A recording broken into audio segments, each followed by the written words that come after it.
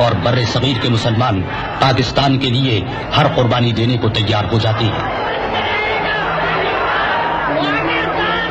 اس جد و جہد میں عورتیں بھی مردوں سے پیچھے نہیں ہیں۔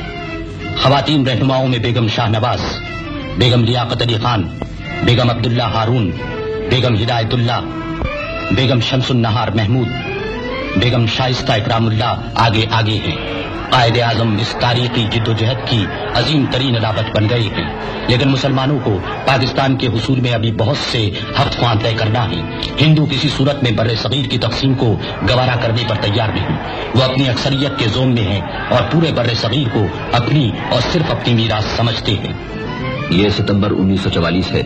ایک معقولیت پسند کانگریسی رہنما راج گوپالاچاری مسلمانوں کے حق خود اختیاری کی حمایت کر چکے ہیں۔ اسی بنا پر گفتگو شروع ہوتی ہے۔ گاندھی جی متحدہ ہندوستان پر اڑ گئے ہیں اور قائد اعظم پاکستان کے مطالبے پر جمے رہتے ہیں۔ ہندوؤں اور مسلمانوں کے راستے واضح طور پر الگ الگ ہو چکے ہیں۔ وائسرائے شملے میں رہنماؤں کی کانفرنس طلب کرتا ہے۔ پنڈت نہرو ہر حالت میں کانگریس کے مسلک کی ذمہ کرنے آئے ہیں۔ ماسٹر تارا سنگھ سکھوں کے نمائندے ہیں اور قائد اعظم یہ عزم لے کر آئے ہیں کہ پاکستان کا اصول منوائے بغیر کوئی سمجھوتا نہیں کریں گے۔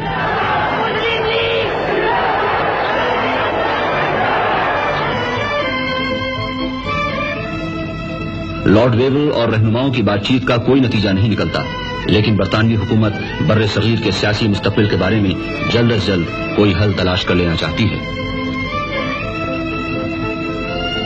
چنانچہ ویول عام انتخابات کا اعلان کرتا ہے اور لیگی رہنما مسلم رائے عامہ کو پاکستان کے لیے ہموار کرنے نکل کھڑے ہوتے ہیں۔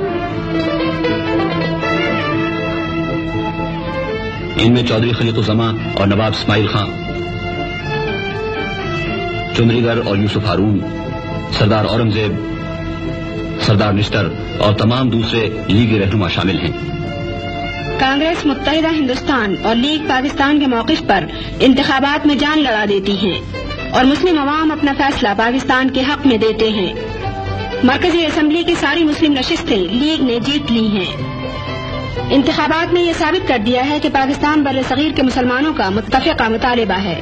اب انگریزوں کے خلاف راست اقدام کا وقت آ گیا ہے اور 16 اگست 1946 کو سارے بر صغیر میں مسلمان مظاہرے کرتے ہیں اور انگریزوں کے دیے ہوئے خطابات واپس کر دیے جاتے ہیں۔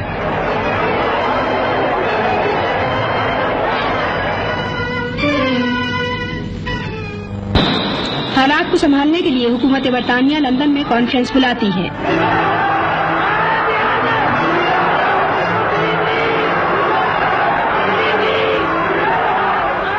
وائسرائے اور لیگی اور کانگریسی رہنما لندن پہنچتے ہیں۔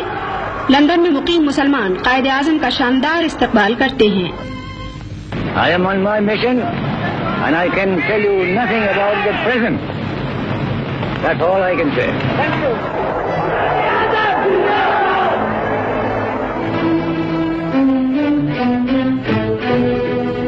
قائد اعظم اور لیاقت علی خان برطانوی وزیر اعظم کے قیامگاہ پر پہنچتے ہیں۔ طویل گفت و شنید کے بعد مسٹر ایٹلی اور ان کی حکومت مشن کے منصوبے کو اس مفہوم کو صحیح بتاتے ہیں جو لیگ نے سمجھا ہے۔ I am very happy that I am at this function and already I have had the opportunity of meeting some friends and I might yet find more friends, but you give me no time to do anything else. Congress mister Attlee کا فیصلہ مان لیتی ہے مگر پھر پلٹ جاتی ہے۔ سارے بر صغیر میں حصول پاکستان کی جد و جہد بہت زیادہ زور پکڑ لیتی ہے۔ سن 47 کے آغاز میں پنجاب کی یونینسٹ اور سرحد کی کانگریسی وزارتوں کے خلاف جو عوام کی مرضی کے بغیر ان پر مسلط ہیں، مسلم لیگ سول نافرمانی کی تحریکیں شروع کر دیتی ہے۔ لاہور، پشاور اور دوسرے مقامات پر لوگ سر سے کفن باندھ کر نکل آئے ہیں۔ مسلم لیگ کی یہ عوامی تحریکیں سرحد کی کانگریسی اور پنجاب کی یونینسٹ وزارتوں کو ہلا کر رکھ دیتی ہیں اور ڈرائنگ روم میں بیٹھ کر سیاست چلانے والے یونینسٹوں کی وزارت کو بہت جلد مستعفی ہونا پڑتا ہے۔ اب سکھ بھی تحریک پاکستان کے خلاف میدان میں نکل آئے ہیں۔ برطانوی وزیر اعظم کے اس اعلان نے کہ انگریز بر صغیر کو 1 یا 2 حکومتوں کو سونپ کر چلے جائیں گے، ہندوؤں اور سکھوں دونوں کو مشتعل کر دیا ہے۔ نتیجے میں تقریباً سارے بر صغیر میں ہولناک فرقہ وارانہ فسادات کے شعلے بھڑکنے لگتے ہیں۔ فرقہ پرستوں کے جنون نے صدیوں کی ہمسائیگی اور انسانیت کی دھجیاں اڑا دی ہیں۔ انسان کا لہو پانی سے بھی ارزاں ہو گیا ہے، اور حیرت ہے کہ اب بھی کچھ لوگ ایسے موجود ہیں جو یہ سمجھتے ہیں کہ ہندو اور مسلمان ایک قوم بن کر چین سے رہ سکتے ہیں۔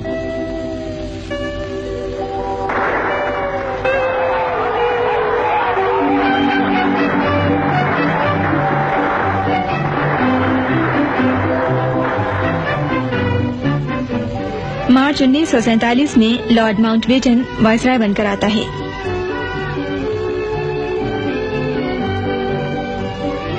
لیگی اور کانگریسی رہنماؤں سے گفتگو کے بعد ماؤنٹ بیٹن وہی حل پیش کرتا ہے جس پر قائد اعظم اتنے عرصے سے زور دیتے چلے آ رہے ہیں، یعنی بر صغیر کی تقسیم۔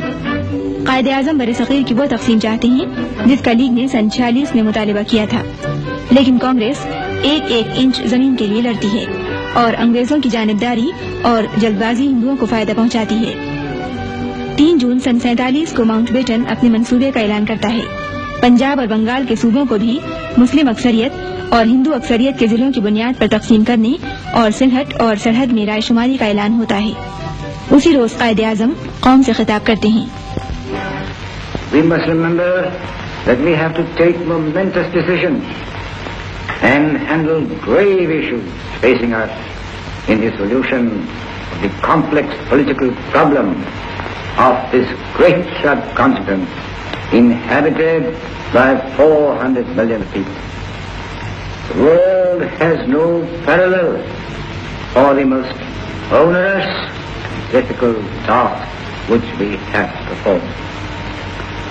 I pray to God that this critical moment He may guide us and enable us to discharge our responsibility in a wise and statesmanlike manner. Mountbatten منصوبے کے مطابق سلہٹ اور سرحد کی رائے شماری کا نتیجہ پاکستان کے حق میں نکلتا ہے۔ پاکستان کا ہونے والا دارالحکومت کراچی نئی ذمہ داریاں سنبھالنے کی تیاریاں شروع کر دیتا ہے۔ آخر کار 14 اگست سن 1947 کو مسلمان اپنی جد و جہد اور قربانیوں کا ثمرہ حاصل کر لیتے ہیں۔ بر صغیر میں ان کا اپنا وطن وجود میں آ گیا ہے۔ نامزد وزیر اعظم لیاقت علی خان اس پاک وطن کی سرزمین پر اس شخص کے استقبال کی تیاری میں ہیں جو اس وطن کا معمار اور اس کی عظمت کا سب سے بڑا علمبردار ہے۔